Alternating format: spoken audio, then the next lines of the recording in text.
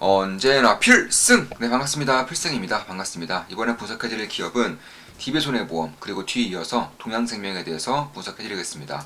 일단 과거부터 DB손해보험에 대해선 꾸준히 말씀드렸습니다. 금리 상승, 숨겨진 최대 수혜 기업, 역대 최대 실적 갱신, 폭발적인 성장, 이제 시작, DB손해보험, 보험주 주목, 이렇게 분석해드렸고, 그 당시 주가는 57,400원이었습니다. 대략 한 3개월 전, 작년 10월 중순쯤이었습니다. 현재 주가는 69,000원, 괜찮은 흐름을 보이고 있죠.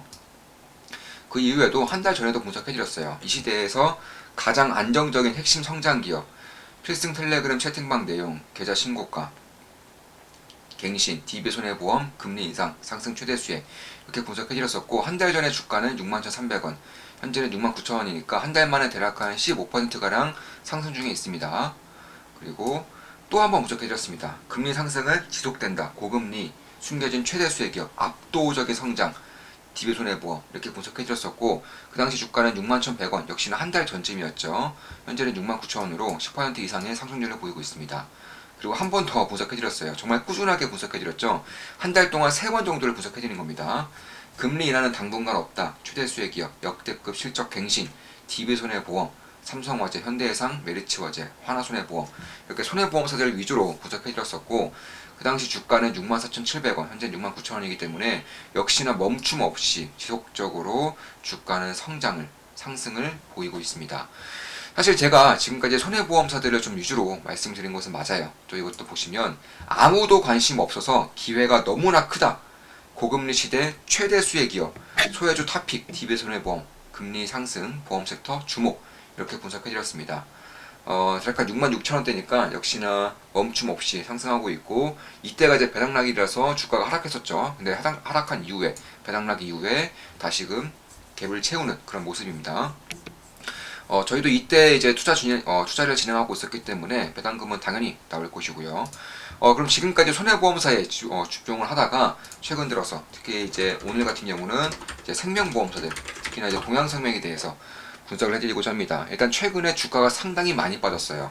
동양생명 같은 경우도 이 시가 배당률이 상당히 높습니다. 9%가 넘어요. 시가 배당률이 9%가 넘기 때문에 상당히 좋은 그런 배당 성장주 중에 하나이고, 사실 이런 식으로 많이 빠진 것은 배당락이죠. 배당락이 있자마자 10% 이상 빠졌고요. 그 이후에 이제 손절을 내부르면서 이렇게 주가가 좀 많이 빠졌습니다.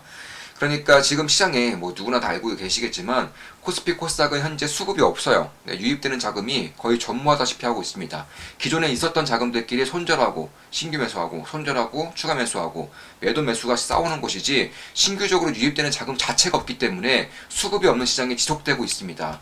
그런 와중에 이런 동양생명같이 중소기업들, 중소형주 같은 경우는 사실 매도가 매도를 부르면서 신용 물량이 반대 매매가 터지면서 이런 식의 배당락 이후에도 꾸준히 하락을 하고 있는 것이다. 이렇게 보시면 될 것 같습니다. 따라서 20% 이상의 그런 하락도를 보이고 있는 것이고, 저는 지금부터는 좀 관심을 가질 때가 되었다. 특히 지금까지 손해보험사들 위주로 분석해드리다가 생명보험사를 좀 주목하는 이유가, 손해보험사는 이미 좀 반영이 좀 많이 되고 있어요. 손해보험사의 특성상 보험료가 가파르게 인상되고 있죠. 이에 따라서 제품 가격이 오르면서도 금리가 상승하고 있기 때문에 투자 자산에 대한 수익도가, 그러니까 채권 금리에 따른 이자의 상승률이, 이자의 수익률이 매우 좋아지고 있기 때문에 실적이 상당히 좋아질 수 있습니다. 다만 이러한 것들은 사실 생명보험사들도 마찬가지예요. 그러니까 손해보험사들 같은 경우가 이제 보험료가 극단적으로 오르고 있기 때문에 지금까지 분석을 해드렸다면 이러한 것들이 주가에 반영이 되기 시작하고 있는 것이고, 생명보험사들도 사실상 손해보험사들처럼 그런 식으로 이제 보험료를 많이 올리지는 못해요. 다만 좀 지켜봐야 될 문제 중에 하나가, 과거에 보험을 드셨던 분들은 아실 거예요. 이 확정 수익이라고 해가지고 과거에 막 금리가 10%, 18%, 15% 이런 식으로 되어 있을 때 이제 보험사들이 확정 수익을 해가지고 금리를 15% 주겠다, 10% 주겠다, 12% 주겠다, 더 낮아졌을 때는 5%, 4% 이런 식의 확정 이자 수익을 내세웠던 상품들이 상당히 많습니다. 대부분이 생명보험사들이고, 그런데 이러한 보험사들 입장에서는 손실률이 굉장히 큰 그런 상품들이 사실상 이제 거의 대부분이 만기가 되었고요. 따라서 이쪽에 대한 비용이 이제는 들지 않고 있다는 거예요. 특히 이제 4세대 보험으로 넘어가면서 거의 이런 불합리한 상품들이 거의 다 사라지고 있는 추세이고, 특히나 금리가 이제 상승을 하면서 사실상 과거에 팔았던 그런 좀 좋지 않은 그런 상품들의 그런 비용 측면에서 사실상 많이 상쇄가 되고 있다는 겁니다. 특히 이제 동양생명 같은 경우는 이 투자 자산이 30조 원이 넘습니다. 지금 보시면 시가총액이 대략 7천억이에요. 7,495억 원이죠. 그런데 동양생명에서 운영하고 있는데 투자 자금만 32조 원 정도, 30조 원 이상, 32조 원 정도 되고 있습니다. 그래서 그런 것들을 봤을 때 특히 보험사들의 이제 특성상 대부분이 이제 채권이라는 점에서 결국에는 채권 금리가 오르면 오를수록 보험사들이 가져갈 수 있는 수익이 상당히 커요. 따라서 뭐한 0.5%, 뭐 0.5%만 오르더라도 뭐 수익이 수백억씩 이렇게 오르는 구조이기 때문에 그런 것들을 봤을 때 저는 보험사들 전체적으로 굉장히 좋게 보고 있는 것은 맞습니다. 특히 이제 금리 같은 경우는 당분간에 꺾이지 않을 것이기 때문에 제가 작년 초부터 꾸준히 말씀드렸죠. 고금리 시대가 올 것이다. 특히 고금리 시대에서는 보험주들이 꽤나 큰 수혜를 받을 수 있다. 뭐 금융주도 마찬가지고요.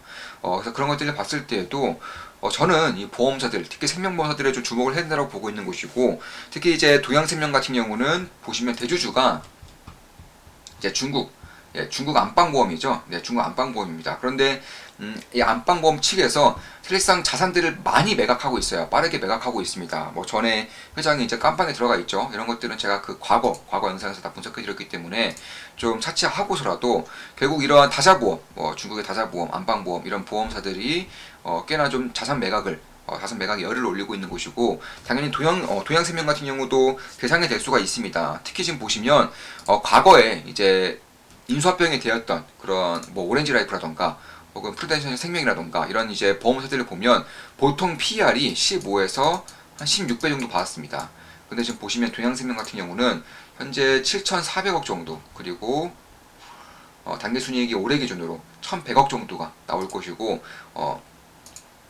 이런 것들이 다 반영된 것이죠. 그래서 그런 것들을 봤을 때에도 결국에는 PR이 한 7 정도 되기 때문에 지금의 주가보다는 훨씬 더 많이 오를 수 있는 그런 여지가 있는 것이고, 특히나 이 안방보험에서 이제 투자한 자금이 1조 원이 넘어요. 동양생명이 투자한 자금이 지금 보시면 70% 정도 됩니다. 지분율이 70% 정도 돼요. 75% 정도 되는데 여기서 투자한 자금만 하더라도 한 1조 5천억? 네, 원금만 1조 5천억이 넘습니다. 그래서 이런 것들을 최대한 빠르게 좀 빼야 되는 그런 상황이기 때문에 배당 수익률을 가파르게 올리고 있고요. 특히나 이제 매각에 따른 그런 이슈가 꾸준히 생길 수 있다는 점에서 저는 이 동양생명에 대해서는 조금 더 좀 주목을 하고 있는 것은 사실입니다. 따라서 결국에는 금리가 상승하고 있고요. 특히나 금리가 더 이상 상승하지 않는다고 하더라도 지금 정도의 금리가 유지될 경우 보험사들의 실적은 매우 가파르게 상승할 수 있다. 특히 이제 은행주보다 조금 더 안정적으로 보는 이유가, 은행주는 대출금리를 올리기가 굉장히 힘들어요. 왜냐하면 그 대상이 국민들이기 때문에 그런 것이죠.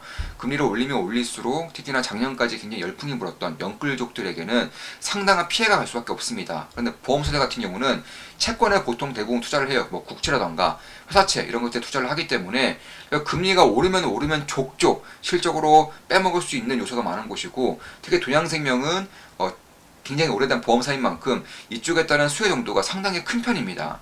특히 이제 RBC 비율도 다른 이제 생명보험사들에 비해서 상당히 견실한 편이고요. 그래서 그런 것들을 봤을 때 결국에는 이 중소형주 중에서도 가장 메리트가 있는, 특히나 최근에 수급에 꼬이면서 좀 과대 낙폭을 한 그런 경향이 있는 동양생명에 조금 더 관심을 가질 때가 되지 않았는가, 개인적으로는 그렇게 보고 있습니다. 물론 제 모든 영상은 매수매도 추천 리딩 절대 아닌 거 다들 알고 계시죠? 참고하시면 되겠습니다. 따라 DB손해보험도 물론 여전히 좋게 보고 있어요. DB손해보험 같은 경우도 저는 계속적으로 이제 좋게 보고 있는 기업 중에 하나이고, 다만 이제 손해보험사들 같은 경우는 최근에 이제 주가에 이제 보험료들의 인상 같은 것들이 좀 반영이 되고 있기 때문에 지금은 전혀 반영이 되고 있지 않은, 그러니까 과거에 팔았던 조금은 불합리할 상품들이 만기가 되고 있기 때문에 이런 것들이 여전히 반영되고 있지 않은 생명보험사들에게도 좀 관심을 가질 때가 되었다. 물론 제 모든 영상은 매수매도 추천 리딩 절대 아닌 거 다들 알고 계시죠? 참고하시면 되겠습니다. 자, 이것으로 방송 마치겠습니다. 지금까지 DB손해보험 그리고 동양생명에 대해서 분석해드렸고, 손해보험사와 생명보험사 간의 그런 격차라던가 혹은 손해보험사의 이제 주가에는 이제 어느 정도가 반영이 되고 있다는 부분도 함께 분석을 해드렸습니다. 되게 동양생명의 이제 개인적인 그러니까 그 회사 특성상 이제 인수합병에 대한 대상이 될 수 있다는 점에 대해서도 같이 분석해드렸습니다. 앞으로도 좋은 분석, 좋은 기업 분석으로 찾아뵙겠습니다. 필승 구독, 알림 설정, 좋아요는 돈이 됩니다. 필승!